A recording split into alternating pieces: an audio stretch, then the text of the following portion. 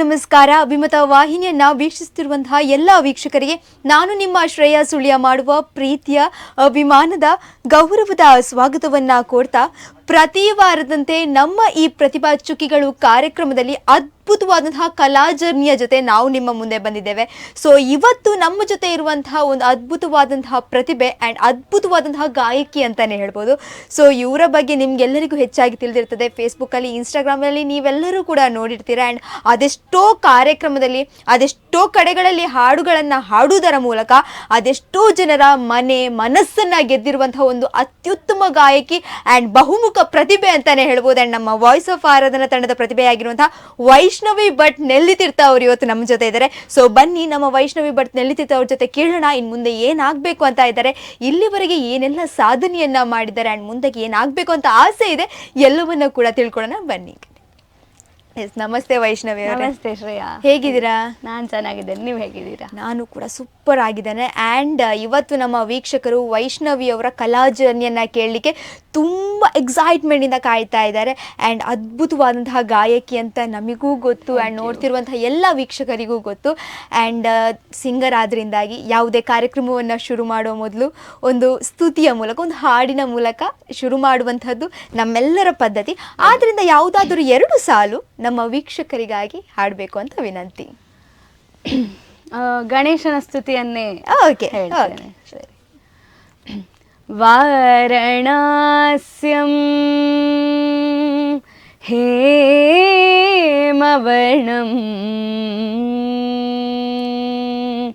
ಮಂಗಳಾಂಗಂ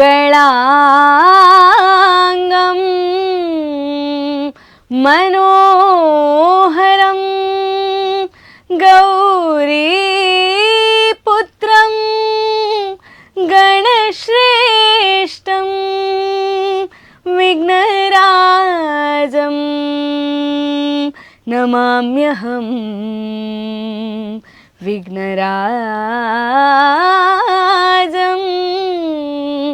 ನಮಾಮ್ಯಹಂ. Thank you so much. ಅದ್ಭುತವಾದಂಥ ಒಂದು ಸ್ತುತಿಯನ್ನು ಅದ್ಭುತವಾಗಿ ಹಾಡಿ ನಮ್ಮ ಈ ಕಾರ್ಯಕ್ರಮಕ್ಕೆ ಅದ್ಭುತವಾದಂಥ ಒಂದು ಎಂಟ್ರಿಯನ್ನು ಕೊಟ್ರಿ.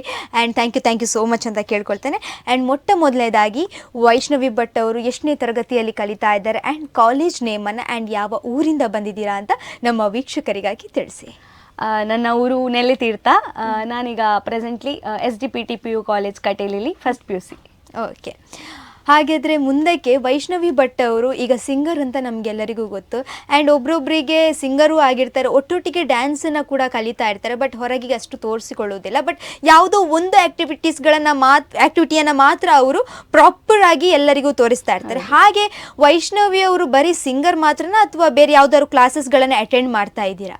ಹೌದು, ಸಿಂಗಿಂಗ್ ಮೇಜರ್ ಆಗಿ ಅದಲ್ಲದೆ ನಾನು ಭರತನಾಟ್ಯ ಜೂನಿಯರ್ ತನಕ ಕಲ್ತಿದ್ದೆ. ಅದು ಕೊರೋನಾಕ್ಕಿಂತ ಮುಂಚೆ ತನಕ ಹೋಗ್ತಾ ಇದ್ದೆ, ಆಮೇಲೆ ಗ್ಯಾಪ್ ಆಯ್ತು, ನಿಲ್ಸಿದೆ. ಸೊ ಇದೇ ಒಂದು ಕಾರಣಕ್ಕೆ ನಾನು ಈ ಒಂದು ಪ್ರಶ್ನೆಯನ್ನ ಕೇಳುವುದು. ಎಷ್ಟೋ ಜನ ಹಾಗೆ ಇರ್ತಾರೆ, ನಾವು ಓಕೆ ಸಿಂಗರ್ ಅಂದಮೇಲೆ ಸಿಂಗರ್ ಒಂದು ಸಿಂಗಿಂಗ್ ಜರ್ನಿಯನ್ನೇ ಕೇಳ್ತಾ ಹೋಗ್ತೇವೆ, ಬಟ್ ಅವರ ಹಿಂದೆ ಆ ಡ್ಯಾನ್ಸಿಂಗ್ ಜರ್ನಿ ಕೂಡ ಇರ್ತದೆ. ಕಂಟಿನ್ಯೂ ಮಾಡಿ. ಅಂದ್ರೆ ಫಸ್ಟ್ ನಾನು ಕ್ಲಾಸಸ್ ಎಲ್ಲ ಸೇರಿದ್ದು ಭರತನಾಟ್ಯಕ್ಕೆ. ಈ ಕೃಷ್ಣ ವೇಷ ಹಾಗೆಲ್ಲ ಸ್ಟಾರ್ಟ್ ಆಗಿ ಕೃಷ್ಣನ ಡ್ಯಾನ್ಸ್ಗಳೆಲ್ಲ ಹಾಗೆ ಆಯಿತು. ಆಮೇಲೆ ಸಿಂಗಿಂಗ್ ಕೂಡ ಅದರೊಟ್ಟಿಗೆ ಸ್ಟಾರ್ಟ್ ಆಯಿತು. ಅದಲ್ಲದೆ ನಾಟಕ ಕೂಡ, ಆ್ಯಕ್ಟಿಂಗ್ ಕೂಡ ಒಂದು ನನ್ನ ಫೇವ್ರೆಟ್ ಸ್ಕಿಲ್ ಅಂತ ಹೇಳ್ಬೋದು. ಹೀಗೆ ಹೈಸ್ಕೂಲ್ ತನಕ ಎಲ್ಲ ಕಾಂಪಿಟೇಷನ್ಸ್ ಎಲ್ಲ ಇರ್ತಿತ್ತು, ಸ್ಕಿಟ್ ಇದ್ದು. ಸೊ ಅದಕ್ಕೆಲ್ಲ ಹೋಗ್ತಿದ್ವಿ ನಾವು. ಅದಲ್ಲದೆ ರೀಸೆಂಟಾಗಿ ಮೊನ್ನೆ ಲಾಸ್ಟ್ ವೀಕ್ ನಮ್ಮ ಕಾಲೇಜಲ್ಲಿ ಭ್ರಮರ ಇನ್ಸರ ನೋಡಿ ಹಬ್ಬ ಅಂತ ಎವ್ರಿ ಇಯರ್ ನಡೆಯುತ್ತೆ. ಸೊ ಅಲ್ಲಿ ಕೂಡ ಅರೆಹೊಳೆ ಪ್ರತಿಷ್ಠಾನದ ಸ್ಟೂಡೆಂಟ್ಸ್ ಆದ ಚರಿತ್ ಸುವರ್ಣ ಮತ್ತೆ ಅವರ ನೇತೃತ್ವದಲ್ಲಿ ಕರ್ಣಭಾರತ ಅಂತ ನಾಟಕ ಮಾಡಿದ್ವಿ. ಅದರಲ್ಲಿ ಕೃಷ್ಣನ ರೋಲ್ ನನಗೆ. ಸೊ ಅದು ರೀಸೆಂಟ್ ಆಗಿ ಆಗಿದ್ದು. ಎಸ್, ಹಾಗಾದರೆ ನೋಡ್ಬೋದು, ನಾವೆಲ್ಲರೂ ವೈಷ್ಣವಿಯವರನ್ನು ಬರೀ ಸಿಂಗರ್ ಅಂತ ಮಾತ್ರ ಅಂದ್ಕೊಂಡಿದ್ವಿ. ಆ್ಯಂಡ್ ಅದರೊಟ್ಟಿಗೆ ಒಂದು ಅದ್ಭುತವಾದಂಥ ಆ್ಯಕ್ಟರ್ ಅಂತಲೂ ನಮಗೆ ಗೊತ್ತಾಯಿದ್ವಿ, ಡ್ಯಾನ್ಸರ್ ಅಂತ ಕೂಡ ಗೊತ್ತಾಯಿತು. ಸೊ ಹಾಗಾದರೆ ಈ ಎಲ್ಲ ಆ್ಯಕ್ಟಿವಿಟೀಸ್ಗಳ ಗುರುಗಳು, ಅಂದರೆ ನಾವು ಏನೇ ಒಂದು ಗುರಿಯನ್ನು ಹಿಡ್ಕೊಂಡು ಮುಂದೆ ಹೋಗ್ತಾ ಇದ್ದೇವೆ ಅಂತ ಹೇಳಿದರೆ ನಮ್ಮ ಬೆನ್ನು ಹಿಂದೆ ಗುರುಗಳು ಇರಲೇಬೇಕು. ಸೊ ಆದ್ದರಿಂದ ವೈಷ್ಣವಿ ಭಟ್ ಅವರ ಗುರುಗಳ ಹೆಸರು ಹೇಳಿ. ಅಂದರೆ ಸಿಂಗಿಂಗಲ್ಲಿ ಆಗಿರ್ಬೋದು, ಡ್ಯಾನ್ಸಿಂಗಲ್ಲಿ ಆಗಿರ್ಬೋದು, ಹಾಗೆ ನಟನೆಯಲ್ಲೂ ನೀವೆಲ್ಲರೂ ಕ್ಲಾಸಸ್ಗೆ ಹೋಗ್ತಾ ಇದ್ರೆ ಹೇಳಿ. ಈಗ ನನ್ನ ಸಿಂಗಿಂಗ್ ಶಾಸ್ತ್ರೀಯ ಸಂಗೀತ ಡಾಕ್ಟರ್ ಚೇತನ ಆಚಾರ್ಯವರ ಹತ್ರ ಮಾಡ್ತಾ ಇದ್ದೇನೆ. ಹಾಗೆ ಡ್ಯಾನ್ಸ್ ವಿದುಷಿ ಶ್ರಾವ್ಯ ಕಿಶೋರ್ ಇವರ ಹತ್ರ ಕಲ್ತಿದ್ದು. ಓಕೆ. ಆ್ಯಕ್ಟಿಂಗ್ ಗುರುಗಳಂತ ಇಲ್ಲ, ನನಗೆ ಆ್ಯಕ್ಟಿಂಗ್ ಸ್ಕಿಲ್ಸ್ ಅಂದರೆ ನನಗೆ ಇಷ್ಟ, ಆ್ಯಕ್ಟಿಂಗ್ ಮಾಡೋದಂದರೆ ಸ್ಕಿಲ್ಸ್ ಎಲ್ಲ ಹೀಗೆ ನೋಡಿ. ಸೊ ಅದಕ್ಕೆ ಪರ್ಟಿಕ್ಯುಲರ್ ಆಗಿ ಗುರುಗಳಂತ ಇಲ್ಲ. ಸೊ ಅದಲ್ಲದೆ ಅಮ್ಮ ಎಲ್ಲದಕ್ಕೂ ಗುರುಗಳು. ನಮ್ಮ ಜೀವನದಲ್ಲಿ ಮೊಟ್ಟ ಮೊದಲನೇ ಗುರು ಅದು ನಮ್ಮ ಅಮ್ಮನೇ ಆಗಿರ್ತಾರೆ. ಅಂಡ್ ನೀವು ಹೇಳಿದ ಹಾಗೆ ನಾವು ಎಲ್ಲದಕ್ಕೂ ನಮಗೆ ಗುರುಗಳು ಬೇಕು ಅಂತಾನೂ ಇಲ್ಲ, ನಮ್ಮ ಮನಸ್ಸಲ್ಲಿ ಆ ಒಂದು ಇಂಟ್ರೆಸ್ಟ್ ಇದೆ, ನಾನು ಎಸ್ ಮಾಡಬೇಕು ಅಂತ ಹೇಳುವಂಥ ಆಸಕ್ತಿ ಇದ್ರೆ ನಮಗೆ ಯಾವ ಗುರುಗಳ ಅವಶ್ಯಕತೆ ಕೂಡ ಇರುವುದಿಲ್ಲ. ಎಸ್, ಮುಂದಕ್ಕೆ ವೈಷ್ಣವಿ ಭಟ್ ಅವರು ಇಷ್ಟೆಲ್ಲ ಸಾಧನೆಯನ್ನ ಮಾಡಿದ್ರು, ಎಷ್ಟೋ ಕಡೆಗಳಲ್ಲಿ ಹಾಡನ್ನ ಹಾಡಿದ್ದಾರೆ, ಇನ್ನು ಮುಂದಕ್ಕೂ ಸಾಧನೆಯನ್ನ ಮಾಡ್ತಾ ಇದ್ದೀರಾ. ಅಂಡ್ ಇದಕ್ಕೆ ನಿಮ್ಮ ಮನೆಯವರು ಜಾಸ್ತಿಯಾಗಿ ತಂದೆ ತಾಯಿ ಹೇಗೆ ಸಪೋರ್ಟ್ ಮಾಡ್ತಾರೆ ಆ್ಯಂಡ್ ಅದರೊಟ್ಟಿಗೆ ಮನೆಯಲ್ಲಿ ಇರುವಂಥವರು ಹೇಗೆ ಸಪೋರ್ಟ್ ಮಾಡ್ತಾ ಬಂದಿದ್ದಾರೆ ವೈಷ್ಣವಿ ಅವರಿಗೆ ಅವರ ಲೈಫ್ ಜರ್ನಿಯಲ್ಲಿ, ಅಂದರೆ ಕಲಾ ಜರ್ನಿಯಲ್ಲಿ ಹೇಗೆ ಸಪೋರ್ಟ್ ಮಾಡ್ತಾ ಇದ್ದಾರೆ? ಎಲ್ಲ ನನ್ನ ತಂದೆ ತಾಯಿಯೇ ನನ್ನ ಬಿಗ್ಗೆಸ್ಟ್ ಬ್ಯಾಕ್ ಬೋನ್ಸ್ ಅವರಿಬ್ಬರು. ಯಾವುದೇ ನಾನು ಏನು ಲೈಫಲ್ಲಿ ಏನು ಮಾಡಿದ್ರು ಅವರು ನನ್ನ ಜೊತೆ ಇದ್ದೇ ಇರ್ತಾರೆ. ಅಪ್ಪನ ಬಗ್ಗೆ ಹೇಳಬೇಕಾದ್ರೆ he is my biggest supporter. ನನ್ನ ಸಿಂಗಿಂಗ್ ವಿಷಯದಲ್ಲಿ ಆಗಲಿ ಏನೇ ಇರಲಿ, ಈಗ ಹಾಡುಗಳೆಲ್ಲ ಈಗ ಯಾವುದಾದ್ರು ಸಾಂಗ್ಸ್ ಅವರಿಗೆ ನನ್ನ ವಾಯ್ಸಿಗೆ ಸೂಟ್ ಆಗುತ್ತೆ ಅಂತ ಹೇಳೋದಾಗಲಿ, ಇದು ಕಲಿ ನೀನು ನಿನ್ನ ವಾಯ್ಸಿಗೆ ಚೆನ್ನಾಗಿರುತ್ತೆ ಅಂತ. ಇವೆಂಟ್ಗಳಲ್ಲಿ ಹೋಗುವಾಗಲೂ ನಮ್ಮ ಜೊತೆ ಬರ್ತಾರೆ, ನಮ್ಮ ಸಾಂಗ್ಸ್ ಎಂಜಾಯ್ ಮಾಡ್ತಾರೆ. So he is always with ಮಿ. ಹಾಗೆ ಅಮ್ಮ ಕೂಡ ನಾವು ಒಟ್ಟಿಗೆ ಇವೆಂಟ್ ಹೋಗೋದು. ಸೊ ನೀವೇನು ಹೇಳ್ತೀರಾ ಸಾಂಗ್ ಬಗ್ಗೆ ಆಗಲಿ, she is always with me. Okay, ಅಂದ್ರೆ ಹೇಳಿಕೊಡೋದ್ರಲ್ಲಿ ಆಗಿ ನಮ್ಮ ಮಿಸ್ಟೇಕ್ಸ್ ಗಳನ್ನ ಫೈಂಡ್ ಔಟ್ ಮಾಡಿ ಎಸ್ ಅವರು ಕೂಡ ತುಂಬಾ ಸಪೋರ್ಟ್ ಮಾಡ್ತಾರೆ. ಅಂಡ್ ನಾವು ದೇವರೊಟ್ಟಿಗೆ ಏನೆಲ್ಲ ಬೇಕು ಅಂತ ಕೇಳ್ಕೊಳ್ತೇವೆ, ಅದು ಕೊಡು ದೇವ್ರೆ, ಇದು ಕೊಡು ದೇವ್ರೆ. ಬಟ್ ನಮ್ಮ ಜೀವನದಲ್ಲಿ ನಮಗೆ ದೊಡ್ಡ ಗಿಫ್ಟ್ ಅಂತ ಹೇಳಿದ್ರೆ ಅದು ನಮ್ಮ ತಂದೆ ತಾಯಿ. ಅಂಡ್ ಇಬ್ರು ಕೂಡ ಸಪೋರ್ಟ್ ಆಗಿ, ಅಂದ್ರೆ ಎಲ್ಲರ ಜೀವನದಲ್ಲಿ ಅದು ಸಿಗುದಿಲ್ಲ. ಒಬ್ಬೊಬ್ಬರಿಗೆ ತಂದೆ ಸಪೋರ್ಟ್ ಇದ್ದು ತಾಯಿ ಸಪೋರ್ಟ್ ಇರುತ್ತಿಲ್ಲ, ಒಂದೊಂದ್ ಕಡೆ ತಾಯಿ ಸಪೋರ್ಟ್ ಇಟ್ಟು ತಂದೆ. ಆದ್ರೆ ನಿಮ್ಮ ಜೀವನದಲ್ಲಿ ನಿಮ್ಗೆ ತಂದೆ ತಾಯಿ ಇಬ್ರು ಕೂಡ ಅತ್ಯುತ್ತಮವಾಗಿ ಸಪೋರ್ಟ್ ಮಾಡ್ತಾ ಇದ್ದಾರೆ. ಮುಂದೊಂದು ದಿನ ಈಗ ಹೇಗೂ ಸಾಧನೆಯನ್ನ ಮಾಡ್ತಾ ಇದ್ದೀರಾ, ಇನ್ನು ಮುಂದಕ್ಕೂ ಕೂಡ ಒಂದು ಅತ್ಯುತ್ತಮ ಮಟ್ಟಕ್ಕೆ ನೀವು ಹೋಗ್ತೀರಾ. ಯಾಕೆಂತ ಹೇಳಿದ್ರೆ ನಿಮ್ಮ ತಂದೆ ತಾಯಿಯ ಆಶೀರ್ವಾದ ಆಗಿರ್ಬೋದು, ಹಾಗೆ ನೀವು ಅದೆಷ್ಟೋ ಕಡೆಗಳಲ್ಲಿ ಕಾರ್ಯಕ್ರಮವನ್ನ ನೀಡಿ ಅಲ್ಲಿ ನಮಗೆ ನಾವೊಂದು ಕಲಾವಿದರಾಗಿ ನಮಗೆ ನಿಜವಾಗಿ ಬೇಕಾಗಿರುವಂತಹದ್ದು ಎದುರು ನೋಡ್ತಾ ಇರುವಂತಹ ವೀಕ್ಷಕರ ಒಂದು ಆಶೀರ್ವಾದ. ಸೊ ಅವರೆಲ್ಲರ ಆಶೀರ್ವಾದ ನಿಮ್ಮ ಮೇಲೆ ಇದ್ದು ಇನ್ನು ಮುಂದಕ್ಕೆ ಇನ್ನೂ ಅದ್ಭುತವಾದಂತಹ ಸಾಧನೆಯನ್ನ ಮಾಡ್ತೀರಾ ಅಂತ ಹೇಳ್ತಾ ಎಸ್, ಇನ್ನು ನಾನು ಎಲ್ಲರೊಟ್ಟಿಗೆ ಆಲ್ಮೋಸ್ಟ್ ಕೇಳುವಂತಹ ಒಂದು ಪ್ರಶ್ನೆ, ಯಾಕೆಂತ ಹೇಳಿದ್ರೆ ಎಲ್ಲ ವೀಕ್ಷಕರಿಗೂ ಕೂಡ ಕ್ಯೂರಿಯಾಸಿಟಿ ಇರ್ತದೆ ಅದರ ಬಗ್ಗೆ ತಿಳ್ಕೊಳ್ಳೋಕೆ. ಓಕೆ, ನೀವೀಗ ಫಸ್ಟ್ PU ಅಲ್ಲಿ ಕಲಿತಾ ಇದ್ದೀರಾ ಆ್ಯಂಡ್ ಇಲ್ಲಿವರೆಗೆ ನೀವು ಯಾವ ಒಂದು ಟೈಮಲ್ಲಿ ನೀವು ನಿಮ್ಮ ಕಲಾ ಜರ್ನಿಯನ್ನು ಶುರು ಮಾಡಿದ್ರಿ, ಅಂದರೆ ನೀವು ಸ್ಟೇಜ್ ಹತ್ತಿದ್ದು ಯಾವಾಗ? ಅರೌಂಡ್ ಒಂದು 4 to 5 years ಮೇ ಬಿ. ಅಂದರೆ ಅಮ್ಮ ಈ ದೇವರ ನಾಮ ಎಲ್ಲ ಕಲಿಸಿ ನನಗೆ ಸ್ಟೇಜ್ ಕಳಿಸ್ತಾ ಇದ್ರು. ಪ್ಲೇಸ್ ನೆನಪಿದ್ಯಾ ಎಲ್ಲಿ ಅಂತ? ಪ್ಲೇಸ್ ಪರ್ಟಿಕ್ಯುಲರ್ ಆಗಿ ಯಾವ ಪ್ಲೇಸ್ ಅಂತ ನೆನಪಿಲ್ಲ, ಆದ್ರೆ ಫಸ್ಟ್ ಹಾಡಿದ ಸಾಂಗ್ಸ್ ಫಸ್ಟ್ ಕಲ್ತಿದ್ದು 2-3 ಸಾಂಗ್ಸ್ ಇದೆ. ಓಕೆ, ಅಲ್ಲಿಂದ ನೀವು ಇದು ಕಂಟಿನ್ಯೂ ಆಗ್ತಾ ಬಂದ್ರಿ? ಅಂದ್ರೆ ನಂಗೆ ಅದ್ರ ಮೇಲೆ ಇಂಟ್ರೆಸ್ಟ್ ಬೆಳೀತಾ ಬಂತು, ಯಾಕಂದ್ರೆ ಅಮ್ಮ ಹಾಡ್ತಾ ಇದ್ರು. ಓಕೆ, ಅವ್ರ ಹಾಡು ಕೇಳಿ ಅವ್ರ ಜೊತೆ ನಾನು ಪ್ರೋಗ್ರಾಮ್ಸ್ಗೆಲ್ಲ ಹೋಗ್ತಿದ್ದೆ. ಹಾಗೆ ಆ ಇಂಟ್ರೆಸ್ಟ್ ನನಗೆ ಬೆಳೀತಾ ಬಂತು. ಓಕೆ, ಹಾಗಾದ್ರೆ ನೀವು ಈಗ ನೋಡಿದ ಚಿಕ್ಕ ವಯಸ್ಸಿಂದಲೇ ನೀವು ಒಂದು ಸಿಂಗರ್, ಅಂದರೆ ಅದೆಷ್ಟೋ ಕಾರ್ಯಕ್ರಮವನ್ನು ನೀಡ್ತಾ ಬಂದಿದ್ದೀರಾ. ಸೊ ಎಲ್ಲರಿಗಿರುವಂತಹ ಡೌಟ್ ಏನಂತ ಹೇಳಿದರೆ, ನಾವು ಸ್ಕೂಲಿಗೆ ಹೋಗ್ತೀರಿ, ಈಗ ನೀವು ಹೇಗೂ ಕಾಲೇಜ್ ಅದು ಬಿಡಿ, ಈಗ ನೀವು ಮೊದಲು ಫಸ್ಟಿಂದ 10th ವರೆಗೆ 9th ವರೆಗೆ ಅದು ವಿಷಯ ಬೇರೆ, ನಾವು ಹೇಗೂ ಮ್ಯಾನೇಜ್ ಮಾಡ್ತಾ ಬರ್ತೇವೆ. ಆ್ಯಂಡ್ ಒಬ್ರೊಬ್ರಿಗೆ ಸ್ಕೂಲಲ್ಲಿ ಸಪೋರ್ಟ್ ಇರೋದಿಲ್ಲ. ಆದ್ರಿಂದ ವೈಷ್ಣವಿ ಅವರಿಗೆ ಸ್ಕೂಲಲ್ಲಿ ಹೇಗೆ ಸಪೋರ್ಟ್ ಮಾಡ್ತಾ ಇದ್ರು? ಲೈಕ್ 10th ವರೆಗೆ ನಾವು ನೋಡ್ಬೋದು, 9th ವರೆಗೆ ಹೇಗೂ ಒಂದು ಮ್ಯಾನೇಜ್ ಮಾಡ್ತಾ ನಾವೇ ಬರ್ತೇವೆ, ಬಟ್ 10th ಅಲ್ಲಿ ನಮಗೆ ಸ್ಟ್ರೆಸ್ ಜಾಸ್ತಿ ಆಗ್ತದೆ. ಒಂದು ಕಡೆಯಲ್ಲಿ ಎಜುಕೇಶನ್, ಎಕ್ಸಾಮ್, ಪ್ರಿಪರೇಟರಿ ಅದೆಲ್ಲ ಒಟ್ಟೊಟ್ಟಿಗೆ ಬರ್ತದೆ. ಸೊ ನೀವು ಅದನ್ನು ಹೇಗೆ ಮ್ಯಾನೇಜ್ ಮಾಡ್ತಾ ಇದ್ರಿ? ಅಂದ್ರೆ ಆಗ ಕಾರ್ಯಕ್ರಮಗಳಿಗೆ ಹೋಗ್ತಾ ಇದ್ರಾ ಅಥವಾ ಆ ಒಂದು ಸಮಯದಲ್ಲಿ 10th ಅಲ್ಲಿ ಬ್ರೇಕ್ ಕೊಟ್ರಾ ಅಂತ ಆ ವಿಷಯದ ಬಗ್ಗೆ? ಅಂದ್ರೆ ಹೋಗ್ತಾ ಇದ್ದೆ, ಅಂದ್ರೆ ಸ್ಕೂಲ್ ಟೈಮ್ಗೆ ಅದಕ್ಕೆ ಸ್ಕೂಲ್ ಟೈಮ್ ಅಂದ್ರೆ ಅದನ್ನ ಮಿಸ್ ಮಾಡೋಂಗಿಲ್ಲ. ಅದಲ್ಲದೆ ರಜೆ ಅಂದ್ರೆ ಸ್ಯಾಟರ್ಡೆ ಸಂಡೇ ಈವ್ನಿಂಗ್ಸ್ಗೆ ಅಥವಾ ಅಲ್ಲಾದ್ರೆ ಸಂಡೇ ಏನು ಇವೆಂಟ್ಸ್ ಇರುತ್ತೆ ಅದಕ್ಕೆ ಹೋಗ್ತಿದ್ದೆ. ಎಕ್ಸಾಮ್ ಹತ್ರ ಬಂದಾಗ ಸ್ವಲ್ಪ ಬ್ರೇಕ್ ಕೊಟ್ಟಿದ್ದೆ, ಎಕ್ಸಾಮ್ ಟೈಮ್ ಫೋಕಸ್ ಮಾಡೋದು. ಎಜುಕೇಶನ್ ಕೂಡ ನಮಗೆ ತುಂಬಾ ಮುಖ್ಯ ಆಗಿರ್ತದೆ ಲೈಫಲ್ಲಿ. ಎಸ್, ಓಕೆ, ಹಾಗಾದ್ರೆ ಈಗ ಕಾಲೇಜ್ ಅಂತ ಹೇಳಿದ್ರೆ ಕಾಲೇಜಲ್ಲಿ ಹೇಗೆ ಸಪೋರ್ಟ್ ಮಾಡ್ತಾ ಇದ್ದಾರೆ? ವೈಷ್ಣವಿ ಅವರಿಗೆ ತುಂಬಾ ಸಪೋರ್ಟ್ ಮಾಡ್ತಾ ಇದ್ದಾರೆ. ರಜೆ ಬೇಕು ಅಂತ ಹೇಳಿದ್ರೆಲ್ಲ ರಜೆ ಕೊಡ್ತಾರಾ? ಕೊಡಬಹುದು, ಅದು ಇಲ್ಲಿ ತನಕ ನಂಗೆ ಕೇಳಲಿಲ್ಲ ಹಾಗೆ ಯಾವುದಕ್ಕೂ. ಅದಲ್ಲದೆ ಲೆಕ್ಚರರ್ಸ್ ಎಲ್ಲ ಅವರಿಗೆ ನನ್ನ ಸಿಂಗಿಂಗ್ ಬಗ್ಗೆ ಎಲ್ಲ ತುಂಬಾ ಖುಷಿ ಇದೆ. ಅದಲ್ಲದೆ ಫ್ರೆಂಡ್ಸ್ ಕೂಡ ಅಷ್ಟೇ, ಕಾಲೇಜ್ ಮೇಟ್ಸ್ ಆಗಲಿ, ಫ್ರೆಂಡ್ಸ್, ನನ್ನ ಕ್ಲಾಸ್ಮೇಟ್ಸ್ ಎಲ್ಲ ಒಳ್ಳೆ ಫ್ರೆಂಡ್ಸ್ ಕೂಡ ತುಂಬಾ ಸಪೋರ್ಟಿವ್ ಆಗಿದ್ದಾರೆ. ಹಾಗಾದ್ರೆ ವೈಷ್ಣವರಿಗೆ 4 ಸುತ್ತಂದಳು ಎಲ್ಲರೂ ತುಂಬಾ ಸಪೋರ್ಟಿವ್ ಆಗಿದ್ದಾರೆ ಅಂತ ಹೇಳ್ಬೋದು. ಓಕೆ, ಹಾಗಾದ್ರೆ ನಮ್ಮ ವೀಕ್ಷಕರಿಗೆ ಇನ್ನೊಂದು ಅದ್ಭುತವಾದಂತಹ ನಿಮ್ಮ ಮಧುರವಾದ ಕಂಠದಲ್ಲಿ ಇನ್ನೊಂದು ಹಾಡನ್ನ ಕೇಳಬೇಕು ಅಂತ ಆಸಕ್ತಿಯಿಂದ ಕಾಯ್ತಾ ಇರ್ಬೋದು. ಯಾಕಂದ್ರೆ ನಾನಂತೂ ಕಾಯ್ತಾ ಇದ್ದೀನಿ. ಸೊ ಇನ್ನೊಂದು ಸಣ್ಣ ಒಂದು 2 ಸಾಲಿನ ಹಾಡು ಅಥವಾ ಯಾವ್ದಾದ್ರು ಒಂದು ಅದ್ಭುತವಾದ ಹಾಡು ನಿಮ್ಮ ಕಂಠದಲ್ಲಿ ಕೇಳಬೇಕು ಅಂತ ನಮ್ಗೆಲ್ಲರಿಗೂ ಆಸೆ. ನನ್ನ ಒಂದು ಫೇವ್ರೆಟ್ ಸಾಂಗ್ ಅಂತ ಹೇಳ್ಬೋದು ಇದನ್ನ. ಮೂಕನಾಗಬೇಕು ಜಗದೊಳು ಜ್ವಾಕ್ಯಾಗಿರಬೇಕು, ಮೂಕನಾಗಬೇಕು ಜಗದೊಳು ಜ್ವಾಕ್ಯಾಗಿರಬೇಕು, ಕಾಕಬುದ್ಧಿ ಕಡೆ ಘಾಯಿಸಲಾರದೆ, ಕಾಕಬುದ್ಧಿ ಕಡೆ ಘಾಯಿಸಲಾರದೆ, ಲೋಕದ ಕೊಡವೇ ನಿನಗ್ಯಾಕಬೇಕು, ಮೂಕನಾಗಬೇಕು ಜಗದೊಳು ಜ್ವಾಕ್ಯಾಗಿರಬೇಕು. ಎಸ್, ತುಂಬಾ ಅಂದ್ರೆ ತುಂಬಾ ಅದ್ಭುತವಾಗಿ ಹಾಡನ್ನ ಹಾಡಿದ್ದೀರಾ. ಸೊ ಅದನ್ನು ಜಡ್ಜ್ ಮಾಡುವಷ್ಟು ಇಲ್ಲ. ಸೊ ತುಂಬ ಚೆನ್ನಾಗಿ ಹಾಡಿದ್ದೀರಾ. ಆ್ಯಂಡ್ ಇನ್ನು ಮುಂದಕ್ಕೆ ಕೂಡ ಇನ್ನಷ್ಟು ಅದ್ಭುತವಾದಂತಹ ವೇದಿಕೆಗಳು ನಿಮ್ಮದಾಗಲಿ ಅಂತ ಕೇಳ್ಕೊಳ್ತಾ. ಆ್ಯಂಡ್ ವೈಷ್ಣವಿ ಅವರು ಯಾವುದೆಲ್ಲ ಕಾಂಪಿಟೇಷನ್ಸ್ಗಳನ್ನು ಅಟೆಂಡ್ ಆಗಿದ್ದೀರಾ? ಅಂದರೆ ಸಿಂಗರ್ ಅಂದಮೇಲೆ ಒಂದು ಕಾಂಪಿಟೇಷನ್ಸ್ಗಳೆಲ್ಲ ಆಗ್ತಾ ಇರ್ತದೆ. ಸೊ ಎಷ್ಟು ಪ್ರಶಸ್ತಿಗಳನ್ನು ಪಡೆದಿದ್ದೀರಾ ಅಂತ ವೈಷ್ಣವಿ ಅವರು? ಹಾಂ, ತುಂಬ ಕಾಂಪಿಟೇಷನ್ಸ್ಗಳಿಗೆ ಪಾರ್ಟಿಸಿಪೇಟ್ ಮಾಡಿದ್ದೇನೆ. ಈಗ ಲಾಸ್ಟ್ ಒಂದು 2 years ಇಂದ 10th ಅಲ್ವಾ, ಸೊ ಅದಕ್ಕೆ ಸ್ವಲ್ಪ ಈಗ ಹೋಗ್ತಿಲ್ಲ ಅಷ್ಟು. ಅದು ಬಿಟ್ಟರೆ ಹೌದು, ತುಂಬ ಕಾಂಪಿಟೇಷನ್ಸ್ ಹೋಗಿದ್ದೀನಿ, ಪ್ರಶಸ್ತಿಗಳು ಬಂದಿದೆ. ಎಸ್. ನೆಕ್ಸ್ಟ್, ವೈಷ್ಣವಿ ಅವರ ಒಂದು ಲೈಫಲ್ಲಿ ಒಂದು ಫನ್ನಿ ಮೂಮೆಂಟ್ ಅಂದರೆ ಯಾವುದಾದ್ರೂ ನೆನಪು? ಯಾಕಂತ ಹೇಳಿದರೆ ವೀಕ್ಷಕರು ತುಂಬ ಈಗ ನಿಮ್ಮ ಲೈಫ್ನ ಬಗ್ಗೆನೇ ಕೇಳ್ತಾ ಒಂದು ನಡುವಲ್ಲಿ ಒಂದು ಫನ್ನಿ ಮೂಮೆಂಟ್ ಇರಲಿ ಅಂತ. ಫನ್ನಿ ಮೂಮೆಂಟ್ ಪರ್ಟಿಕ್ಯುಲರ್ ಆಗಿ ಯಾವುದು ಇಲ್ಲ, ಬಟ್ ಸ್ಕೂಲ್ ಕಾಲೇಜ್ ಅಂದಮೇಲೆ ಆ ಇನ್ಸಿಡೆಂಟ್ಸ್ ನಿಮಗೆ ಗೊತ್ತಿರುತ್ತೆ, ಎಷ್ಟು ಮೂಮೆಂಟ್ಸ್ ಆಗುತ್ತೆ ಸ್ಕೂಲ್ ಕಾಲೇಜಲ್ಲಿ. ತುಂಬ ಇದೆ. ಈಗ ನಿಮ್ಮ ಸ್ಕೂಲ್ ಲೈಫಲ್ಲಿ, ಕಾಲೇಜ್ ಲೈಫಲ್ಲಿ ಅದು ಲೆಕ್ಕ ಇಲ್ಲದಷ್ಟು. ಅದೇ ನನಗೆ ತುಂಬ ಮೆಮೊರೀಸ್ ಇದೆ ಆ್ಯಕ್ಚುಲಿ. ಒಂದು ಹೇಳಕ್ಕಂತೂ ಸಾಧ್ಯನೇ ಇಲ್ಲ, ಯಾಕಂದರೆ ಅಷ್ಟಾಗುತ್ತೆ, ದಿನದಲ್ಲೇ ಒಂದು 10 ಆಗುತ್ತೆ. ಸೊ ಆ ಟೈಮಲ್ಲಿ ನಗೋದು, it will be a memorable moment, ಅದು ಹೇಳಂಗೆ ಇಲ್ಲ.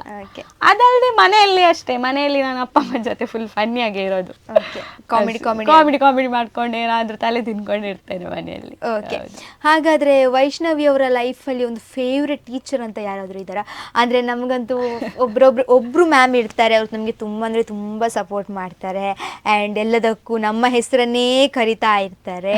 ಆ್ಯಂಡ್ ಇರ್ಬೋದು ನಮ್ಮ ಲೈಫಲ್ಲಿ, ನನ್ನ ಲೈಫಲ್ಲಿ ಒಂದು ಇದ್ದಾರೆ ಪರ್ಟಿಕ್ಯುಲರ್ ಆಗಿ. ಆ್ಯಂಡ್ ನಾವು ಚಿಕ್ಕ ಇರುವಾಗೆಲ್ಲ ನಮ್ಮ ಫ್ಯಾಮಿಲಿಯವ್ರು ಬಂದು ಕೇಳಲಿಕ್ಕಿರ್ತದೆ, ಶ್ರೇಯಾ ನಿನ್ನ ಫೇವ್ರೆಟ್ ಟೀಚರ್ ಯಾರು ಅಂತ. ಆಗ ನಾವು ಹೇಳ್ತೇವೆ ಇವರು ನಮ್ಮ ಫೇವ್ರೆಟ್ ಟೀಚರ್ ಅಂತ. ಹಾಗೆ ವೈಷ್ಣವಿಯವರ ಲೈಫಲ್ಲಿ ಅಂದರೆ ಸಪೋರ್ಟಿವ್ ಆಗಿದ್ದಂಥ ಒಂದು ಟೀಚರ್ನ ಹೆಸರು, ಅದು ಕಾಲೇಜಲ್ಲೂ ಆಗಿರ್ಬೋದು, ಸ್ಕೂಲಲ್ಲೂ ಆಗಿರ್ಬೋದು, ಹೇಳಬೇಕು ಅಂತ ಅಂದ್ಕೊಂಡ್ರೆ ಯಾರನ್ನು ಹೇಳಲಿಕ್ಕೆ ಇಷ್ಟ? ಟೀಚರ್ಸ್ ಎಲ್ಲ ನೋಡ್ತಿದ್ರೆ ಬೈಬೋದು ನನಗೆ, ನನ್ನ ಹೆಸರು ಹೇಳಿಲ್ಲ. ಇಲ್ಲ, ಪರವಾಗಿಲ್ಲ. ಹೈಸ್ಕೂಲಲ್ಲಿ ನನ್ನ social science teacher Ashwath sir ಅಂತ. ಅವರು ಅಂದರೆ ಅವರ ಲೆಸನ್ ಮಾಡೋ ಸ್ಟೈಲ್ ಇದೆಲ್ಲ ನಿಮಗೆ ಬೋರ್ ಆಗಲ್ಲ. Non stop social actually bore ಆಗೋ ಸಬ್ಜೆಕ್ಟ್ ನೀವು ಅನ್ಕೊಂಡೆ. ಹಿಸ್ಟ್ರಿ ಆಕ್ಚುಲಿ ಬೋರ್ ಆಗುತ್ತೆ, ಬಟ್ ನಮಗೆ ಕೆಲವು ಬೋರ್ ಆಗ್ತಿತ್ತು, ಯಾಕಂದ್ರೆ ಆ ಲೆಸನ್ಸ್ ಆಗಿರುತ್ತೆ. ಬಟ್ ಅವರು ಒಂಥರ ಸೋಷಲೈಸ್ ಆಗಿ, ಅಂದರೆ ಇಂಟರಾಕ್ಟಿವ್ ಆಗಿ ಕ್ಲಾಸ್ ಮಾಡ್ತಿದ್ರು. ಅದಲ್ಲದೆ ಸಪೋರ್ಟಿವ್ ಕೂಡ ನನ್ನ ಸಿಂಗಿಂಗ್ ವಿಷಯದಲ್ಲಿ ಆಗಲಿ, ಮತ್ತು ಏನೇ ಪ್ರೋಗ್ರಾಮ್ ಈಗ ಕಾಲೇಜಲ್ಲಿ ಏನಾದರೂ ಆಗ್ತಿದ್ರೆ ನಡುವಲ್ಲಿ ಸ್ವಲ್ಪ ಟೈಮ್ ಇದ್ದರೆ ವೈಷ್ಣವಿ ಬಾ ಒಂದು ಹಾಡಾಡು, ಆ ಥರ ಒಂದು ಹಾಡಾಡು ಅಂತ ಎಲ್ಲ. So is my favourite teacher. Okay, ಯಾಕೆ ಕೇಳ್ತೇನೆ ಅಂತ ಹೇಳಿದರೆ, ನಮಗೆ ಅವರ ಹೆಸರುಗಳನ್ನು ಯಾಕೆಂದರೆ ನಮ್ಮ ಜೀವನದಲ್ಲಿ ಅವರು ತುಂಬ ಅಂದರೆ ತುಂಬ ಸಪೋರ್ಟ್ ಮಾಡಿರ್ತಾರೆ. ಲೈಕ್ ಸ್ಕೂಲಲ್ಲಿ ಯಾವುದೇ ಒಂದು ಸ್ಕೂಲ್ ಅಂದ್ರೆ ಪ್ರತಿಭಾ ಕಾರಂಜಿ ಎಲ್ಲ ಬರ್ತದೆ. ಆ ಸಂದರ್ಭದಲ್ಲೆಲ್ಲ ಒಂದು ಟೀಚರ್ ಇರ್ತದೆ, ಇರ್ತಾರೆ, ಯಾವುದೇ ಒಂದು ವಿಷಯ ಬಂದ್ರು ನಮ್ಮ ಹೆಸರನ್ನ ಕರೀತಾರೆ. ಬಟ್ ಅವರ ಹೆಸರನ್ನ ತೆಗಿಲಿಕ್ಕೆ ನಮಗೆ ಸಂದರ್ಭ ಸಿಗುವಂತದ್ದು ಯಾವತ್ತೂ ಸಿಗುವುದಿಲ್ಲ. ಇಂಥ ಎಲ್ಲ ಸಂದರ್ಭ ಸಿಗುವಾಗ ನಾವು ಆ ಹೆಸರನ್ನ ಹೇಳ್ಬೇಕಾಗ್ತದೆ. ಆದ್ರೆ ಆ ಒಂದು ಕಾರಣದಿಂದ ನಾನೀಗ ಕೇಳ್ದೆ ನಿಮ್ಮ ಒಂದು ಹೆಸರನ್ನ. ಅಂಡ್ ಅವರಿಗೂ ಕೂಡ ನೀವೀಗ ನೋಡ್ತಾ ಇದ್ರೆ ಅವರಿಗೂ ಕೂಡ ತುಂಬಾ ಖುಷಿ ಆಗ್ತದೆ. ಎಸ್, ಮುಂದಕ್ಕೆ ವೈಷ್ಣವಿ ಅವರ ಡೈಲಿ ರುಟೀನ್ ಏನು? ಯಾಕೆ ಕೇಳ್ತೀನಿ ಅಂತ ಹೇಳಿದ್ರೆ, ಈಗ ನಮ್ಮ ವೀಕ್ಷಕರು ನೋಡ್ತಾ ಇರ್ತಾರೆ. ಸೊ ನೀವು ಹೇಳಿದ್ರಿ ಅದೆಷ್ಟೋ ಕ್ಲಾಸಸ್ಗಳನ್ನ ಅಟೆಂಡ್ ಆಗ್ತಾ ಇದ್ದೀರಾ, ಅದೆಷ್ಟೋ ಪ್ರೋಗ್ರಾಮ್ಸ್ಗಳನ್ನ ಅಟೆಂಡ್ ಆಗ್ತೀರಾ, ಅದರೊಟ್ಟಿಗೆ ನಮ್ಮ ಎಜುಕೇಶನ್ ಅನ್ನ ಕೂಡ ಮೇಂಟೈನ್ ಮಾಡಬೇಕು, ಅಸೈನ್ಮೆಂಟ್ಸ್, ನೋಟ್ಸ್ ಎಲ್ಲವನ್ನ ಕೂಡ ಕಂಪ್ಲೀಟ್ ಮಾಡಬೇಕು. ಸೊ ಆ ವೀಕ್ಷಕರಿಗೆ ಒಂದು ಕನ್ಫ್ಯೂಷನ್ ಇರ್ತದೆ, ಹೇಗೆ ವೈಷ್ಣವಿ ಅವರು ಎಲ್ಲವನ್ನ ಮ್ಯಾನೇಜ್ ಮಾಡ್ತಾರೆ ಅಂತ. ಸೊ ಆದ್ರಿಂದ ನನಗೆ ಅದು ತುಂಬಾ ತುಂಬಾ ಎಲ್ಲರ ಅಂದ್ರೆ ನಾನು ಪರ್ಟಿಕ್ಯುಲರ್ ಆಗಿ ನಾನು ಥಿಂಕ್ ಮಾಡುವಾಗ ನಾನು ಎಲ್ಲರನ್ನು ನೋಡ್ತಾ ಇರುವಾಗ ನನ್ನ ಮನಸ್ಸಲ್ಲೆಲ್ಲ ಓಡ್ತಾ ಇರುತ್ತೆ. ಸೊ ನಾನು ಹಿಂಗೆ ಮ್ಯಾನೇಜ್ ಮಾಡ್ತೇನೆ, ಸೊ ಇವ್ರು ಹೇಗೆ ಮ್ಯಾನೇಜ್ ಮಾಡ್ತಾರೆ ನೋಡೋಣ ಅಂತ. ಸೊ ಬೇರೆಯವ್ರ ಲೈಫಿಂದ ನಮಗೆ ಕಲಿಲಿಕ್ಕೆ ಸುಮಾರು ಇರ್ತದಲ್ಲ. ಸೊ ಆದ್ರಿಂದ ನಿಮ್ಮ ಲೈಫಲ್ಲಿ ಡೈಲಿ ರುಟೀನ್ ಹೇಗಿದೆ ವೈಷ್ಣವಿ ಅವರೇ? ಡೈಲಿ ರೂಟೀನ್ ಹಾಗೆ ಪರ್ಟಿಕ್ಯುಲರ್ ಟೈಮ್ ಟೇಬಲ್ ಎಲ್ಲ ಹಾಕೊಂಡು ಏನಿಲ್ಲ, ನಾರ್ಮಲ್. ಯಾಕಂದ್ರೆ ನನಗೂ ಟೈಮ್ ಟೇಬಲ್ ಅದೆಲ್ಲ ಆಗುದಿಲ್ಲ, ಮ್ಯಾನೇಜ್ ಮಾಡ್ಲಿಕ್ಕೆ ಆಗುದಿಲ್ಲ. ಸೊ ನಾರ್ಮಲ್ ಆಗಿ ಏನು ದೊಡ್ಡದೇನು ವಿಷಯ ಇಲ್ಲ. ಈಗ ಕಾಲೇಜ್ ಇರೋದ್ರಿಂದ ಬೆಳಿಗ್ಗೆ ಬೇಗ ಎದ್ದು ಸ್ವಲ್ಪ ಎಲ್ಲ ಓದಿ ಬೇಗ ಹೊರಡೋಕ್ಕಿರುತ್ತೆ, ಬೇಗ ಕ್ಲಾಸಸ್ ಸ್ಟಾರ್ಟ್ ಆಗೋ ಕಾರಣ. ಸೊ ಹೋಗಿ ಕಾಲೇಜ್ ಬೆಳಿಗ್ಗೆ ಸ್ಟಾರ್ಟ್ ಆದರೆ ಒಂದು 4 o'clock ತನಕ ಕಾಲೇಜ್ ಇದೆ. ಮತ್ತು ಮನೆಗೆ ಬರ್ತೀನಿ, ಫ್ರೆಶ್ ಅಪ್ ಎಲ್ಲ ಆಗಿ ಓದೋಕ್ಕೆ ಬರೆಯೋಕ್ಕೆ ತುಂಬ ಇದೆ, ನೀವು ಕೇಳಬೇಡಿ. ಯಾಕಂದರೆ ಅಸೈನ್ಮೆಂಟ್ಸ್ ಅದೆಲ್ಲ ಟೈಮಿಗೆ, ಎಕ್ಸಾಮ್ ಅಸೈನ್ಮೆಂಟ್ಸ್ ಅಂತ ಬರೆಯೋಕ್ಕೆ ಕೂರೋದು, ಆಮೇಲೆ ಓದೋದು. ಅದಲ್ಲದೆ ಇವೆಂಟ್ಸ್ ಎಲ್ಲ ಇದ್ದಾಗ ಅದು ನನಗೆ ಮ್ಯಾನೇಜ್ ಆಗ್ತಾ ಬಂದಿದೆ. ಯಾಕಂದರೆ ನನಗೆ ಅದು ಹೆವಿ ಅಂತ ಯಾವತ್ತೂ ಅನಿಸಿಲ್ಲ. ನನ್ನ ಸ್ಟಡೀಸ್ನು ಈ ಸೈಡ್ ಪ್ರೋಗ್ರಾಮ್ಸು ಎರಡನ್ನೂ ಮ್ಯಾನೇಜ್ ಮಾಡ್ತಾನೆ ಬಂದಿದ್ದೀನಿ. ನನಗೆ ಇವೆಂಟ್ಸ್ ಇದ್ದರೂ ನಾನು ಈಗ ಸಂಜೆ ಬಂದು ಯಾವುದಾದ್ರೂ ಇವೆಂಟ್ಸ್ ಇದ್ದರೂ ನೆಕ್ಸ್ಟ್ ಡೇ ನಾನು ಅದನ್ನು ಕಂಪ್ಲೀಟ್ ಮಾಡ್ತೀನಿ. ಏನಾದರೂ ಬರೆಯೋದಿದ್ರೆ ಅಥವಾ ಅಲ್ವಾ ಓದೋದೇನಾದರೂ ಇದ್ದರೆ ಅಲ್ಲಿ ಮ್ಯಾನೇಜ್ ಇಟ್. ಎಸ್, ನೋಡಿದ್ರಲ್ಲ ವೀಕ್ಷಕರೇ. ಸೊ ಈ ಒಂದು ಟೈಪಲ್ಲಿ ಅವರ ಡೈಲಿ ರುಟೀನ್ ಆಗಿದೆ. ಆ್ಯಂಡ್ ನಂದು ಕೂಡ ನಿಜವಾಗಿ ಏನು ಡೈಲಿ ರುಟೀನ್ ಇಲ್ಲ. ಸೊ ಪ್ರೋಗ್ರಾಮ್ಸ್ ಅಂತ ಬಂದರೆ ಅದು ಆಟೋಮೆಟಿಕಲಿ ಒಂದು ಗ್ಯಾಪ್ ಇರುವಾಗೆಲ್ಲ ನಾವು ಥಿಂಕ್ ಮಾಡ್ತಾನೆ ಇರ್ತೇವೆ. ನೆಕ್ಸ್ಟ್ ಡೇ ಒಂದು ಪ್ರೋಗ್ರಾಮ್ ಇದೆ ಅಂತ ಹೇಳಿದ್ರೆ ಎಲ್ಲೋ ನಿಂತರು ಓಕೆ ಒಂದು ಸ್ಟೆಪ್, ನೀವೊಂದು ಸಿಂಗರ್, ಸೊ ನಿಂತಲ್ಲಿ ಆ ಸಾಂಗ್ ಅನ್ನೆಲ್ಲ ಎಸ್ ಹಾಗೆ ನಾವು ರಿಮೆಂಬರ್ ಮಾಡ್ತಾ ಇರ್ತೇವೆ, ಅದನ್ನು ನೆನಪು ಮಾಡ್ಕೊಳ್ತಾ ಇರ್ತೇವೆ.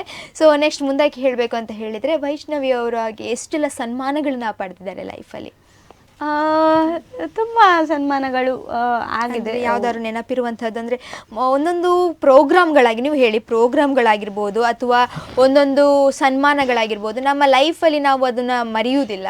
ಒಂದೊಂದು ಪ್ರೋಗ್ರಾಮ್ ನಿಮಗೆ ತುಂಬ ಫೇವ್ರೇಟ್ ಆಗಿದೆ, ಸನ್ಮಾನವೂ ಆಗಿರ್ಬೋದು ಅಥವಾ ಪ್ರೋಗ್ರಾಮು ಆಗಿರ್ಬೋದು. ನಿಮಗೆ ಈ ಒಂದು ಕ್ಷಣದಲ್ಲಿ ಹೇಳಬೇಕು ಅಂತ ಇದ್ದರೆ ಯಾವ ಸ್ಥಳದಲ್ಲಿ ಯಾವ ಥರದ ಒಂದು ಪ್ರೋಗ್ರಾಮ್ ಅಥವಾ ಸನ್ಮಾನ ನಿಮಗೆ ತುಂಬ ಮೆಮೋರಿಯೇಬಲ್ ಆಗಿರುವಂಥದ್ದು ಅಂತ? ಪರ್ಟಿಕ್ಯುಲರ್ ಆಗಿ ಶ್ರೇಯಾ ನಾನು ಹೇಳಬೇಕಾದ್ರೆ ಹಾಗೇನಿಲ್ಲ. ಯಾಕಂದರೆ ಎಲ್ಲ ಇವೆಂಟ್ ಈಗ ಯಾವುದೆಲ್ಲ ಪ್ರೋಗ್ರಾಮ್ ಹೋಗ್ತೀವಿ ಅಲ್ಲಿ ಒಂದು ಒಳ್ಳೆ ಕಾಂಪ್ಲಿಮೆಂಟ್ ಸಿಗುತ್ತೆ. ದೇವರ ದಯದಿಂದ ನಾವು ಹಾಡೋದು ಅವರಿಗೆ ಇಷ್ಟ ಆಗಿ, ಕೆಲವೊಮ್ಮೆ ಅಲ್ಲಿ ಅವರು ಪಾರ್ಟಿ ಯಾರು ಕರೆದಿರ್ತಾರೆ ಅವರಿಗೆ ಖುಷಿಯಾಗಿ ಎಂಕರೇಜ್ ಲೈಕ್ ಕಾಂಪ್ಲಿಮೆಂಟ್ ಕೊಡ್ತಾರೆ, ತುಂಬ ಚೆನ್ನಾಗಿ ಹಾಡ್ತೀರಾ, ದೇವ್ರು ಒಳ್ಳೇದು ಮಾಡಲಿ ನಿಮಗೆ ಅಂತೆಲ್ಲ, ಅದು ಖುಷಿ ಸಿಗುತ್ತೆ. ಹೌದು, ಅದಕ್ಕಿಂತ ದೊಡ್ಡ ಸನ್ಮಾನ ಅಂತ ಏನು ಎಕ್ಸ್ಪೆಕ್ಟ್ ಮಾಡೋದು ಇಲ್ಲ ನಾನು. ನನಗೆ ಅದೇ ಖುಷಿ ಸಿಗುತ್ತೆ. ಎಲ್ಲ ಇವೆಂಟಲ್ಲೂ ಏನಾದರೂ ಒಂದು ಏನಾದರೂ ಕಲಿಯೋದಿರುತ್ತೆ, ಬೆಸ್ಟ್ ವಿಶಸ್ ಅಂತ ಹೇಳ್ತಾರೆ, ಅದೇ ಎಲ್ಲ ಒಂದು ದೊಡ್ಡ ವಿಷಯ. ಅದಲ್ಲದೆ ಸನ್ಮಾನ ಕೆಲವು ಕಡೆ ಆಗಿದೆ, ನಮ್ಮ ಊರಲ್ಲೇ ಆಗಲಿ. ಎಸ್, ನೀವು ಹೇಳುವ ಪ್ರಕಾರ ಹಾಗಾದರೆ ನಿಮ್ಮ ಜೀವನದಲ್ಲಿ ನೀವು ಯಾವುದೇ ಒಂದು ಕಾರ್ಯಕ್ರಮವನ್ನು ಅಟೆಂಡ್ ಮಾಡಿದರೂ ಅದು ನಿಮ್ಮ ಫೇವ್ರೇಟ್ ಅಂತ ಹೇಳುವ ಹಾಗೆ. ಎಸ್, ಇದು ಮನಸ್ಸು ಎಲ್ಲರಿಗೂ ಬರೋದಿಲ್ಲ. ಯಾಕೆಂತ ಹೇಳಿದರೆ ಒಂದೊಂದು ಕಡೆಗಳಲ್ಲಿ ಪೇರೆಂಟ್ಸ್ಗಳ ಒತ್ತಾಯದಿಂದ ಹೋಗ್ತಾರೆ, ಒಂದೊಂದು ಕಡೆಗಳಲ್ಲಿ ಮಕ್ಕಳಿಗೆ ಮನಸ್ಸಿದ್ರೂ ಪೇರೆಂಟ್ಸ್ಗಳು ಕರ್ಕೊಂಡು ಹೋಗೋದಿಲ್ಲ. ಅದರಲ್ಲಿ ನೀವು ನಿಮ್ಮ ಓನ್ ಇಂಟ್ರೆಸ್ಟಿಂದ ಹೋಗ್ತಾ ಇದ್ದೀರಾ ಅಂತ ಹೇಳಿರೋದಕ್ಕೆ ಯಶಸ್ಸು ಅನ್ನುವಂಥದ್ದು ಸಿಗ್ತದೆ.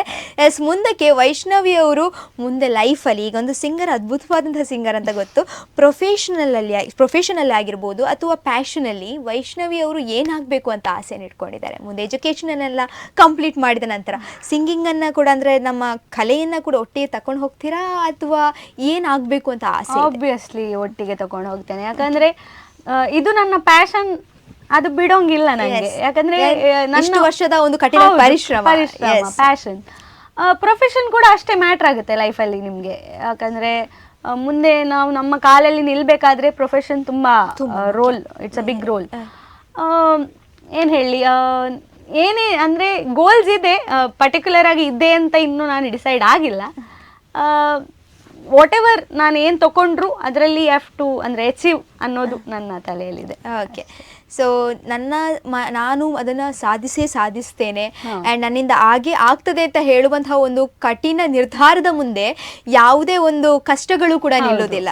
ಎಸ್, ನಮ್ಮ ಮನಸ್ಸಲ್ಲಿ ನಾನು ಮಾಡ್ತೇನೆ ಅಂತ ಹೇಳಿದ್ರೆ ಅದನ್ನ ಬಂದು ತಡೆಯುವಂತಹ ಶಕ್ತಿ ಕೂಡ ಯಾರಿಗೂ ಇರೋದಿಲ್ಲ.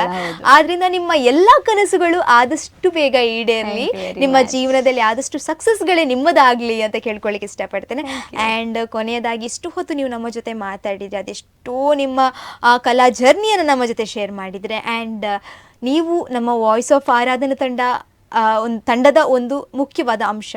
ಆ್ಯಂಡ್ ಹೇಗೆ ನಮ್ಮ ಎಲ್ಲ ಪ್ರತಿಭೆಗಳು, ನಮ್ಮ ವಾಯ್ಸ್ ಆಫ್ ಆರಾಧನೆ ಎಲ್ಲ ಪ್ರತಿಭೆಗಳು ನಮಗೆ ಒಂದು ಮುಖ್ಯವಾದ ಅಂಶ. ಇವನ್ ಪದ್ಮಶ್ರೀ ಮೇಡಮಿಗೆ ಎಲ್ಲ ಮಕ್ಕಳು ಕೂಡ ಅವರ ಮಕ್ಕಳು ಇದ್ದ ಹಾಗೆ. ಆದ್ರಿಂದ ನಮ್ಮ ತಂಡದ ಬಗ್ಗೆ ಆಗಿರ್ಬೋದು ಅಥವಾ ಪದ್ಮಶ್ರೀ ಮೇಡಮ್ನ ಬಗ್ಗೆ, ಯಾಕೆಂತ ಹೇಳಿದರೆ ಒಂದು ತಂಡ ಪ್ರತಿ ವಾರ ಒಂದೊಂದು ಪ್ರತಿಭೆಗಳಿಗೆ ಚಾನಲಲ್ಲಿ ಕೂತು ಅವರ ಒಂದು ಪ್ರತಿಭೆಯನ್ನು ಪ್ರದರ್ಶಿಸಲಿಕ್ಕೆ ಅವಕಾಶ ಮಾಡಿಕೊಡ್ತಾ ಇದ್ದಾರೆ. ಸೊ ಇಂಥ ಒಂದು ಅವಕಾಶವನ್ನು ಯಾರು ಕೂಡ, ಆದಷ್ಟು ಹೆಚ್ಚಿನ ಸಂಖ್ಯೆಯಲ್ಲಿ ಯಾರು ಕೂಡ ಅವಕಾಶವನ್ನು ನೀಡುವುದಿಲ್ಲ. ಆದ್ರಿಂದ ಈ ಒಂದು ಆಪರ್ಚುನಿಟಿಯನ್ನು ಕೊಟ್ಟಂತಹ ಪದ್ಮಶ್ರೀ ಮೇಡಮಿಗೆ ನೀವು ಏನು ಹೇಳಲಿಕ್ಕೆ ಇಷ್ಟಪಡ್ತೀರಾ? ಅವರ ಸಪೋರ್ಟ್ ಬಗ್ಗೆ ನಾನು ಹೇಳಲಿಕ್ಕಿಲ್ಲ. She is a big supporter ಎಲ್ಲ ಕಲೆಗೂ.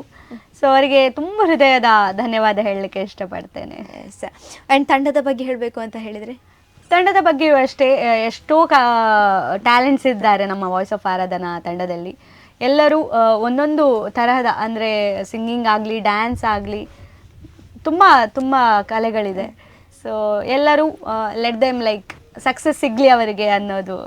S, thank you so much. And ಮುಂದಕ್ಕೆ ನಮ್ಮ ವಾಯ್ಸ್ ಆಫ್ ಆರಾಧನದ ಪದ್ಮಶ್ರೀ ಮೇಡಮ್ ಅವರು ಆ್ಯಂಡ್ ವಾಯ್ಸ್ ಆಫ್ ಆರಾಧನದ ತಂಡ ನಿಮಗೆ ಇಲ್ಲಿ ಆಪರ್ಚುನಿಟಿ ಕೊಡ್ತಾ ಇದ್ದಾರೆ ಅಂತ ಹೇಳಿದರೆ, ಅವರಿಗೆ ಒಂದು ಆಪರ್ಚುನಿಟಿಯನ್ನು ಕೊಟ್ಟಿರುವಂಥದ್ದು ನಮ್ಮ ಅಭಿಮತ ವಾಹಿನಿ ಆ್ಯಂಡ್ ತಂಡದ ಸರ್ವ ಸದಸ್ಯರು. ಸೊ ಕೊನೆಯದಾಗಿ ಅವ್ರಿಗೆ ಏನು ಹೇಳಲಿಕ್ಕೆ ಇಷ್ಟಪಡ್ತೀರಾ? ಅಭಿಮತ ಚಾನೆಲ್ ಬಗ್ಗೆ ಸಹ ಹೇಳಲಿಕ್ಕಿಲ್ಲ, ಯಾಕಂದರೆ ಎಷ್ಟೋ ಕಲಾವಿದರನ್ನು ಕರೆಸಿ ಅವರ ಜೊತೆ ಅವರ ಲೈಫ್ ಬಗ್ಗೆ ಆಗಲಿ, ಅವರ ಸಾಧನೆ ಬಗ್ಗೆ ಆಗಲಿ ತೋರಿಸ್ತಾ ಇದ್ದಾರೆ. ಸೊ ತುಂಬ ವಿಡಿಯೋಸ್ ನಾನು ನೋಡ್ತಾ ಇರ್ತೇನೆ ಅಭಿಮತದ್ದು, ಯಾಕಂದರೆ ಎಷ್ಟೋ ನಾವು ನೋಡ್ತಾ ಇರುವ ಏನು ಹೇಳ್ತಾರೆ ಸೋಷಿಯಲ್ ಮೀಡಿಯಾ ಸ್ಟಾರ್ಸ್ ಬಗ್ಗೆ ಆಗಲಿ ಎಲ್ಲ ಮಾಡ್ತಾರಲ್ವ. ಸೊ ನಾನು ನೋಡ್ತಾ ಇರ್ತೇನೆ. ಸೊ ಇಟ್ಸ್ ಲೈಕ್ ಒಂದು ಇಷ್ಟ ನನಗೆ ನೋಡೋದಂದ್ರೆ. ಎಸ್, ಮುಂದಕ್ಕೆ ಕೊನೆಯದಾಗಿ ನಾನು ಎಲ್ಲ ಒಂದು ಇಂಟರ್ವ್ಯೂ ಅಂದರೆ ಪ್ರತಿಭಾ ಚುಕ್ಕಿಗಳು ಕಾರ್ಯಕ್ರಮದ ಕೊನೆಯಲ್ಲಿ ನಾನು ಎಲ್ಲರ ಜೊತೆ ಕೇಳುವಂತಹ ಮಾತು, ಅದೆಷ್ಟೋ ವೀಕ್ಷಕರು ನೋಡ್ತಾ ಇರ್ತಾರೆ. ಸೊ ಅಲ್ಲಿ ಪೋಷಕರು ನೋಡ್ತಾ ಇರ್ತಾರೆ ಆ್ಯಂಡ್ ಮಕ್ಕಳು ನೋಡ್ತಾ ಇದ್ದಾರೆ. ಅದು ನಿಮ್ಮ ಇಷ್ಟ, ನೀವು ಯಾರಿಗೂ ಹೇಳ್ಬೋದು. ನಾನು ಆವಾಗಲೇ ಹೇಳಿದಾಗೆ ಒಂದೊಂದು ಕಡೆಗಳಲ್ಲಿ ಓಕೆ ನನಗೆ ಸಾಧನೆ ಮಾಡಬೇಕು, ನಾನು ಏನಾದರೂ ನನ್ನ ಲೈಫಲ್ಲಿ ಅಚೀವ್ ಮಾಡಬೇಕು ಅಂತ ಹೇಳ್ಕೊಂಡು ತುಂಬ ಆಸೆ ಇರ್ತದೆ. ಬಟ್ ಪೇರೆಂಟ್ಸ್ ಇಲ್ಲ, ನೀನು ಎಜುಕೇಷನಲ್ಲಿ ಇರಬೇಕು, ನೀನು ಇದೆಲ್ಲ ಬೇಡ ಅಂತ ಹೇಳಿಕೊಂಡು ಒಬ್ಬರೊಬ್ಬರು ಸಪೋರ್ಟ್ ಮಾಡೋದಿಲ್ಲ. ಒಂದೊಂದು ಕಡೆ ಪೇರೆಂಟ್ಸ್ಗಳಿಗೆ ತುಂಬ ಇಂಟ್ರೆಸ್ಟ್ ಇರ್ತದೆ, ಲೈಕ್ ನನ್ನ ಮಗಳು ಹೀಗೆ ಡ್ಯಾನ್ಸರ್ ಆಗಬೇಕು ಅಥವಾ ಸಿಂಗರ್ ಆಗಬೇಕು, ಆ್ಯಕ್ಟರ್ ಆಗಬೇಕು ಅಂತ ತುಂಬ ಇರ್ತದೆ. ಬಟ್ ಮಕ್ಕಳು ಅಷ್ಟು ಇಂಟ್ರೆಸ್ಟ್ ಕೊಡೋದಿಲ್ಲ. ಸೊ ಆದ್ರಿಂದ ನೀವು ಏನಾದರೂ ನಮ್ಮ ವೀಕ್ಷಕರಿಗೆ ಒಂದು ಕಿವಿ ಮಾತು ಹೇಳಬೇಕು ಅಂತ ಇದ್ರೆ ಏನು ಹೇಳಲಿಕ್ಕೆ ಇಷ್ಟಪಡ್ತೀರಾ ಒಂದು ಕಲಾವಿದೆಯಾಗಿ? ಅಂದರೆ ನಿಮಗೆ ಇರೋ ಟ್ಯಾಲೆಂಟ್ಸ್ನ ನೀವು ಬಿಟ್ಟು ಕೊಡಬಾರ್ದು. ಯಾಕಂದರೆ ದೇವರು ನಿಮಗೆ ಆ ಅವಕಾಶ ಕೊಟ್ಟಿರುವಾಗ ನೀವು ಅದನ್ನು ಕಳ್ಕೊಳ್ಬಾರ್ದು. ಎಜುಕೇಷನ್ ಜೊತೆ ಟ್ಯಾಲೆಂಟ್ನ ತೊಗೊಂಡು ಹೋಗೋಕ್ಕಾಗಲ್ಲ ಅಂತ ಹೇಳೋರಿಗೆ ಇಟ್ಸ್ ಅ ಬಿಗ್ ನೋ. ಯಾಕಂದರೆ ನಿಮಗೆ ಆ ಮೆಂಟ್ಯಾಲಿಟಿ ಇದ್ದರೆ you can go with it. ಯಾಕಂದರೆ ಎಜುಕೇಷನ್ ಆಗಲಿ ಟ್ಯಾಲೆಂಟ್ ಆಗಲಿ ನೀವು ಅದನ್ನು ಒಟ್ಟಿಗೆ ತೊಗೊಂಡು ಹೋಗಬಹುದು. ಅದು ಕಷ್ಟ ಏನಲ್ಲ, ನಿಮ್ಮ ಮೆಂಟ್ಯಾಲಿಟಿಗೆ ಬಿಟ್ಟದ್ದು ಅದು. ಸೊ ನಿಮ್ಮ ಹತ್ರ ಏನು ಟ್ಯಾಲೆಂಟ್ ಇದ್ದರೂ ಅದನ್ನು ಬಿಟ್ಕೊಡ್ಬೇಡಿ ಯಾರಿಗೋಸ್ಕರ ಆಗಲಿ ಅಥವಾ ಯಾರೋ ಹೇಳಿದ್ರು ಅಂತ ಆಗಲಿ. ಅದನ್ನು ಸಕ್ಸಸ್ಫುಲ್ ಆಗಿ ತೊಗೊಂಡು ಹೋಗೋಕ್ಕೆ ಅದು ನಿಮ್ಮ ಕೈಯಲ್ಲೇ ಇದೆ. ಸೊ ಏನೇ ನೀವು ಏನು ಅನ್ಕೊಂಡಿದ್ರು ಅದನ್ನು ಸಾಧಿಸಿ ಬಿಡಬೇಡಿ ಅಂತ ಹೇಳಕ್ಕೆ ಇಷ್ಟಪಡ್ತೀನಿ. ನಮ್ಮ ಲೈಫಲ್ಲಿ ತುಂಬ ಕಷ್ಟಗಳು ಬರ್ತದೆ. ಯಾವುದೇ ಒಂದು ದೊಡ್ಡ ನಾಯಕರ ಕಥೆಯನ್ನು ನೋಡಿದರೂ ಕೂಡ ಅವರು ಮೊದಲನೇದಾಗಿ ಕಷ್ಟವನ್ನು ಪಟ್ಟೆ ಮುಂದಕ್ಕೆ ಒಂದು ದೊಡ್ಡ ಸಾಧನೆಯನ್ನು ಮಾಡಿರುವಂಥದ್ದು. ಆದ್ರಿಂದ ನಮ್ಮ ಜೀವನದಲ್ಲಿ ಮೊದಲನೇದಾಗಿ ಏನೋ ಒಂದು ಸಣ್ಣ ಕಷ್ಟ ಬಂತು ಅಂತ ಹೇಳ್ಕೊಂಡು ಅದನ್ನು ನಡುವಲ್ಲಿ ನಿಲ್ಲಿಸುವುದರ ಬದಲು ಆ ಕಷ್ಟವನ್ನೆಲ್ಲವನ್ನ ಕೂಡ ಪಡ್ಕೊಂಡು ಅದರಲ್ಲಿ ಸಿಗುವಂಥ ಖುಷಿ ಬೇರೆ ಯಾವುದಿಲ್ಲ. ಕಷ್ಟ ಪಡದೆ ನಾವೀಗ ಏನಾದ್ರೂ ಸಿಕ್ಕಿತು ಅಂತ ಹೇಳಿದ್ರೆ ಅದರ ರುಚಿ ನಮಗೆ ಗೊತ್ತಾಗೋದಿಲ್ಲ. ಬಟ್ ಕಷ್ಟಪಟ್ಟು ಕೊನೆಯದಾಗಿ ಏನಾದ್ರೂ ಒಂದು ಸಾಧನೆ ಮಾಡಿದರೆ ಅದನ್ನು ನೆನಪಿಸಿ ಎಸ್ ಈ ಒಂದು ಸಮಯದಲ್ಲಿ ಇಷ್ಟು ಕಷ್ಟಪಟ್ಟು ನಾನು ಇವತ್ತೊಂದು ಸಾಧನೆ ಮಾಡಿ ಅದರ ಖುಷಿಯೇ ಬೇರೆ. ಎಸ್ ವೈಷ್ಣವಿ ಅವರೇ, ಇಷ್ಟು ಹೊತ್ತು ನಮ್ಮ ಜೊತೆ ಇದ್ರಿ ಆ್ಯಂಡ್ ನಿಮ್ಮ ಎಲ್ಲ ಕಲಾ ಜರ್ನಿಯನ್ನು ನಮ್ಮ ಜೊತೆ ಹೇಳಿದ್ರಿ ಆ್ಯಂಡ್ ಮುಂದೆ ಏನಾಗಬೇಕು ಅಂತ ಆಸೆ ಎಲ್ಲವನ್ನು ಕೂಡ ಹೇಳಿದ್ರಿ. ಸೊ ಈ ಒಂದು ಸಮಯದಲ್ಲಿ ನಮ್ಮ ಅಭಿಮತ ವಾಹಿನಿಯ ಪರವಾಗಿ ಆ್ಯಂಡ್ ಶ್ರೇಯಾ ಸುಳ್ಯನ ಪರವಾಗಿ ಇನ್ನು ಮುಂದಕ್ಕೆ ಕೂಡ ಎಷ್ಟೋ ಸಾಧನೆಯನ್ನು ಮಾಡಿ ಇನ್ನು ಮುಂದಕ್ಕೂ ಎಲ್ಲರ ಜನ ಮನದಲ್ಲಿ ನಿಂತು ಇನ್ನೊಂದ್ಸತಿ ಶ್ರೇಯಾ ಸುಳ್ಯನೇ ನಿಮ್ಮನ್ನು ಇನ್ನೊಂದ್ಸಲ ಇಂಟರ್ವ್ಯೂ ಮಾಡುವ ಹಾಗೆ ಆಗಲಿ, ಆಗ ಶ್ರೇಯಾ ಸುಳ್ಯನಿಗೆ ಒಂದು ಅವಕಾಶವನ್ನ ಕೊಡಿ ಅಂತ ಕೇಳ್ಕೊಳ್ತೆ and all the very best. Thank you very much. Thank you very much. Yes, ನೋಡಿದ್ರಲ್ಲ ವೀಕ್ಷಕರೇ, ಇದಾಗಿತ್ತು ನಮ್ಮ ವೈಷ್ಣವಿ ಭಟ್ ನೆಲ್ಲಿತೀರ್ಥ ಅವರ ಕಲಾ ಜರ್ನಿ ಆ್ಯಂಡ್ ಇಂಥದ್ದೇ ಅದ್ಭುತವಾದಂತಹ ಕಲಾ ಜರ್ನಿಯ ಜೊತೆ ಪ್ರತಿ ವಾರ ಪ್ರತಿಭಾ ಚುಕ್ಕಿಗಳು ಕಾರ್ಯಕ್ರಮದ ಮೂಲಕ ನಿಮ್ಮ ಮುಂದೆ ಬರ್ತಾ ಇರ್ತವೆ. ಸೊ ಆದ್ರಿಂದ ಹೆಚ್ಚಿನ ಸಂಖ್ಯೆಯಲ್ಲಿ ಈ ಕಾರ್ಯಕ್ರಮವನ್ನು ವೀಕ್ಷಿಸುವುದರ ಮೂಲಕ ನಮ್ಮ ಎಲ್ಲ ಪ್ರತಿಭೆಗಳಿಗೆ ನಿಮ್ಮ ಪ್ರೀತಿಯ ಆಶೀರ್ವಾದವನ್ನು ನೀಡಬೇಕಾಗಿ ಕೇಳ್ಕೊಳ್ತಾ ನಾನು ನಿಮ್ಮ ಶ್ರೇಯಾ ಸುಳ್ಯ. ಇದು ಅಭಿಮತ, ಜನ ಮನದ ನಾಡಿಮಿಡಿತ.